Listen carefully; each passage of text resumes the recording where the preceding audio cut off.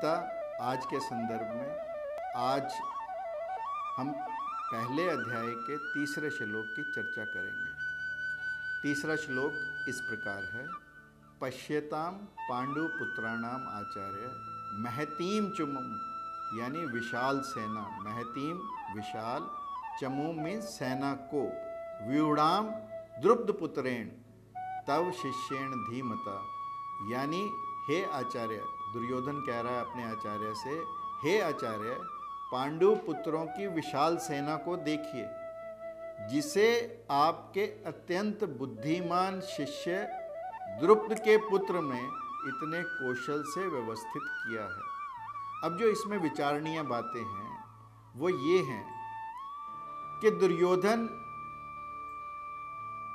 हीन ग्रंथि से, इन्फीरियॉरिटी कॉम्प्लेक्स से पीड़ित नहीं है।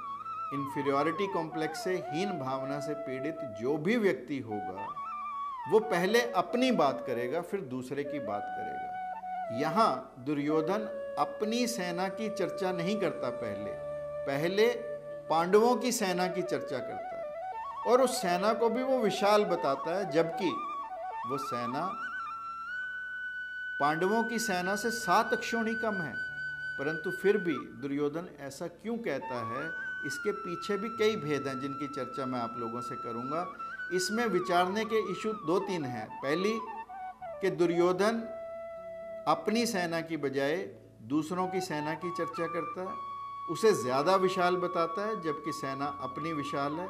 तीसरा, वो द्रुपद का नाम लेता है, सीधा धृष्टद्युम्न का नाम नहीं लेता, जबकि धृष्टद्युम्न भी द्रोणाचार्य के शिष्य हैं, परंतु साथ में विशेषण लगाता है कि द्रुपद के पुत्र और तुम्हारे शिष्य द्वारा सजाई गई सेना को देखिए। यानी अब आप देखने का प्रयास करें कि क्यों दुर्योधन ऐसा करता है। सबसे पहले तो स्वॉट एनालिसिस, जिसे हम मैनेजमेंट में कहते हैं कि स्ट्रेंथ्स, वीकनेस, अपॉर्चुनिटीज और थ्रेट्स, सब चीज़ों का मिश्रण, सबको देखने का प्रयास करता है।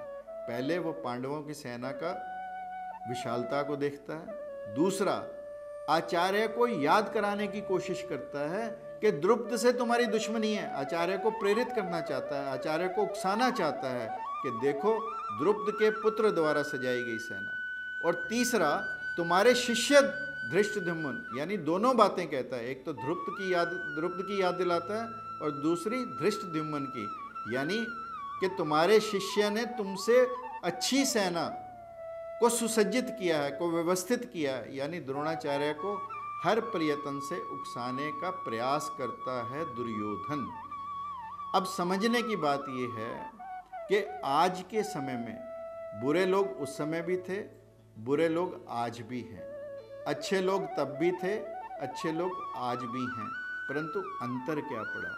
अंतर ये पड़ा कि उस समय का बुरे से बुरा व्यक्ति भी हीन ग्रंथि से पीड़ित नहीं था, उसमें भी कहीं ना कहीं सुपीरियॉरिटी कॉम्प्लेक्स था, और ये दुर्योधन के माध्यम से हम जान सकते हैं।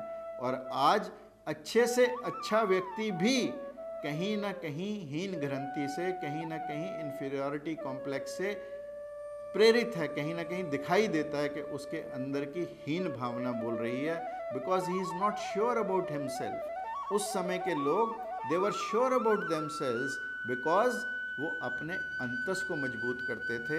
आज हमने कहीं ना कहीं, हमारी शिक्षा पद्धति ने, हमारे वातावरण ने हमें अपने अंतस से दूर ले जाया, दूर लेकर गए हैं, जिसका फल क्या हुआ, जिसका परिणाम क्या हुआ कि हम अपने अंतस की मजबूती को भूल गए और अपनी बाह्य शक्तियों पर आश्रित होने लगे। जब जब व्यक्ति अपनी बाह्य शक्तियों पर आश्रित होगा, तब कहीं ना कहीं उसके अंदर एक हमेशा डर रहेगा कि अंदर से तो कुछ नहीं है। परंतु उस समय और आज के समय में केवल और केवल एक ही फर्क है कि उस समय का अच्छे से अच्छा व्यक्ति और बुरे से बुरा व्यक्ति भी हीन ग्रंथि से पीड़ित नहीं था। आज अच्छे व्यक्ति भी हीन ग्रंथि से पीड़ित हैं। Today goodness is only skin deep, and Duryodhana is showing here the confidence and diplomacy। जैसा मैंने कहा कि दुर्योधन ने कई कूटनीतिक प्रयास यहाँ पर किए और मैंने उन प्रयासों की चर्चा आप लोगों से की। इस श्लोक में इतना ही। जय श्री कृष्ण, जय श्री राधे।